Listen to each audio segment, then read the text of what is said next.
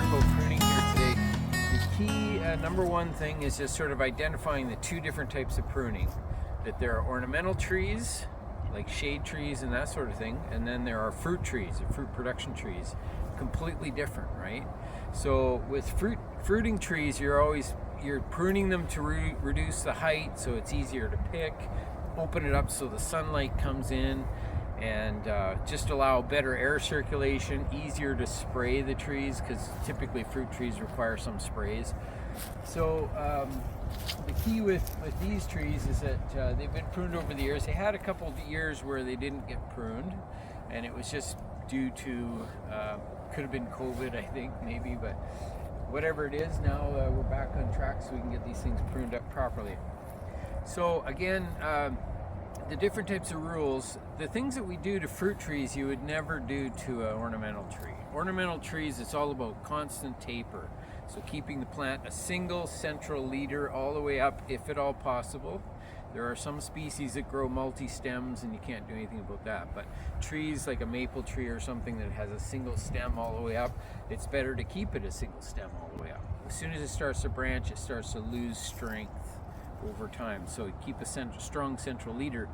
And then the other ornamental rule is constant taper, where the tree starts at the bottom and it just gradually gets slender all the way, smaller and smaller and smaller, all the way to the very top and right to the tips of the branches. So that means if we chopped it off somewhere, that would ruin the constant taper. So that's like topping a tree. That's why they say stop topping trees, don't top trees. It really destroys their ability to have any strength. So the things just fall and break apart during windstorms and that sort of thing. So that's sort of the key thing there, is that you have that constant taper all the way to the end when it comes to ornamentals. But when it comes to fruit trees, you break all those rules because it's all about easy picking, light penetration through the trees, and so, you know, spraying, like I say.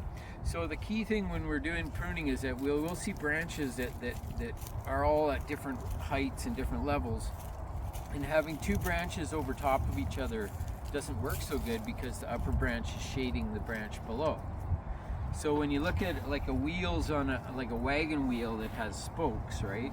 And ideally you would have sort of a set of wagon wheels on the lower level, and then you would go up like 2 or 3 feet and turn that wagon wheel just about a quarter of a turn and have another set of branches, and then go up another 2 or 3 feet and have another wagon wheel turned about halfway, so that all the branches are sort of spaced out a little bit and that the light can hit the branch below. So when you're going in, you're looking at the branches and you're making those decisions where it's just like, okay, well, we don't need this branch. What's the point in having two branches growing over top of each other, right? There's not much point in that. I'm going to use this pole saw as a pointing tool so that I can point at the branches and things that I need to make sure that we know what's going on. And so the key with fruit trees or fruit production is that anything that you can reach is super valuable, and anything you can't reach is not so valuable. Like, you got to get the ladder, you got to go way up into a tree to get fruit or whatever. Like, that's a bit ridiculous. And I find that happens a lot with homeowners. They don't own a ladder, right? So, or they don't have the proper ladder. These are orchard ladders, so they have 3 legs. They're designed to go on uneven ground and soft ground. They're really excellent for that. And they also, I think people miss out on the proper pruning tools. So then what happens is they can't reach up high very well. So often we end up with a tree that sometimes looks a little bit like this tree over here, this peach tree. And you'll see all the growth up on the top, so that's the only place the fruit's going to come, and there's no branches down below. In this case, it's not because of the tree, it's not because of the pruning, it's because the bottom branches, it used to have 3 or 4 bottom branches that all died off, so, and all that was left was the top. So that's it for that particular tree. But these trees, these are cherry trees, and we're going to talk mostly about those. So the next step that is an important factor when it comes to doing fruit trees is what variety of fruit it is. Because like a peach tree and apricots and nectarines, they all fruit on last year's wood. So anything that grew last year will produce flowers and fruit this year. So that makes it pretty easy in a way. So if you cut off all of last year's growth, any of the small stuff, well, you're not going to get any fruit at all, right? So it's really a challenge. It's not a challenge, it's actually easier on a peach tree, I think, anyway, because I can just see the new growth. Anything that grew last year is going to fruit this year.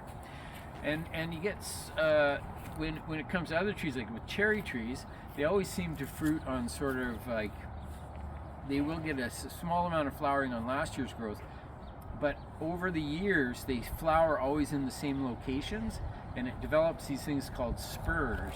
And this is like a spur here, which is just a small twig or branch that has these multiple buds on them. These are all flower buds, right? So these little spurs, that's where the fruit's gonna come. You're not gonna get fruit coming on these branches out here, where these are just leaf buds. You know, you might get the occasional flower or maybe the occasional fruit, but the fruit likes to come on these little spurs that come on. Now I call them spurs, even though they're not really called spurs on soft fruits, but with cherries, they're pretty much a spur. It's a specialized little twig or branch. It's got clusters of flowers on it that are going to produce most of the fruit. So when you're pruning, you sort of keep that in mind a little bit, so that when you're pruning, you're going to say, well, I got a cluster of fruit here, here, here, and here, and do we really need a cluster of fruit like on this one that's on the top of the branch? We know cherries are heavy, they're going to hang down on the sides, and wherever the cherries touch the wood, you're going to run into some issues. It's going to go rotten where it touches the wood, right? So free hanging fruit is far, far better. You can just see in this tree, it's just got a ton of really tight branching and too many branches for the amount of space. So it's got to be all thinned out. And the ideal situation, again, is like I was saying, about having the spokes on the wheels. So that just means that on each layer of the tree, you have an entire layer, and then you have the second layer above it that's going to be just offset so the sun can hit those plants. Now, because when we cut the end of the branch off, we can see here, this is the tip of the branch here has been chopped off last year, and then the result is that all these side shoots grew. And so it produces a bunch of branches. Whenever you cut the end off a branch, you grow an antler, is what I call it. It's just like a burst, an explosion of growth in all different directions. That growth is good. When it comes to fruit trees, all the sucker growth, or all this, you know, new lush growth that comes because of pruning, is what produces the sugar that makes the fruit sweet. So you need a ton of leaves to make sweet fruit. So the reason we cut hard in the springtime, we cut almost everything off, all the suckers and everything, and then it all regrows and you get this massive amount of growth. It often gets filled with bugs and all kinds of aphids and stuff, which is okay. But the key is all those leaves are producing sugar so that the fruit is nice and sweet. So it's a planned program. Cut them in the spring or in the winter time, and then that encourages massive growth. So the key with timing for homeowners is that we can do our trees around the end of February or early March in zone 5, zone 6 sort of areas. And that's ideal because the brunt of winter is over. So whenever we open up a wound by pruning, we cut off a branch, and then, you know, we cut off the branch, and then we've opened up a wound. And then so that wound is then exposed to cold, like you know, the freezing in the wintertime. So if we're pruning at early March, which right now I think it's March 1st, is it March 2nd? Yeah. And the thing with that is that, you know, most of winter's done here in this climate, so we can still get some -9s, maybe even a -10, but it mostly is going to be above freezing in the daytime, so most of winter is done. So the thing that we're going to look at here is we're going to look at the branches, and I'm going to point out all the sucker growth, and all the suckers need to be removed. And how do you identify a sucker? It grows straight up off a branch, right?